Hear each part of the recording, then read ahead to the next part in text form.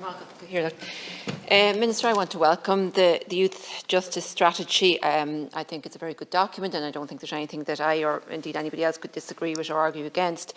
However, none of this will work unless there are adequate resources put into the various organisations and clubs that are mentioned in the document, and that we ensure that there's cross-departmental and agency working together and cooperating with each other. It's very important. I suppose when I'm thinking about or discussing crime, whether it's youth crime or crime in general, there's an imbalance between what's invested in prevention and early intervention and what's put into the prison service at the other end. And I think it's unfortunate because, I think we have to try and keep as many people from getting involved in crime as absolutely possible. My background is in teaching. I spent almost 30 years teaching in a Jesh school in Cavan. And I have to say, like others have mentioned here, the vast majority of young people that I encountered over those years were absolutely brilliant.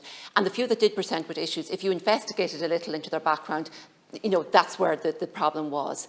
And when I started teaching first, I actually, because I wasn't teaching, I was only teaching part-time, I wasn't teaching full-time, I actually worked in a pub during the summertime. And it was an eye-opener for me, an education for me, because I witnessed parents coming in and maybe spending the whole day drinking in the pub with their children running around the street, God knows doing what or mixing with whom. And it just, it made it clear that some of these children have very, very poor backgrounds. And in fact, not that long ago now, a different pub, but it's not that long ago before I left teaching it, where I was hearing of students going into a pub in their school uniforms and sitting at tables doing their homework because the parents were at the bar drinking.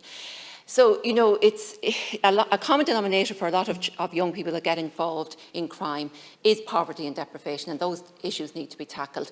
Addiction is another huge issue, and again, proper services need to be put in to deal with those. And then mental health is the other one. We need much more mental health supports as well.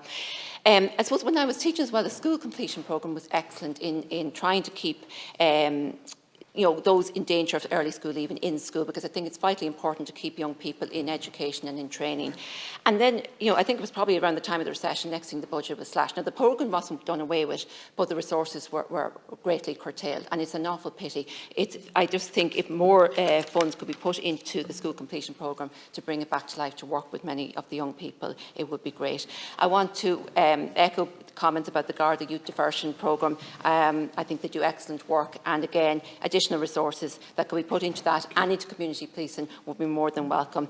And also the need for additional funding for sport and other youth activities is vitally important. Thank you, Chair. Thank you, Deputy.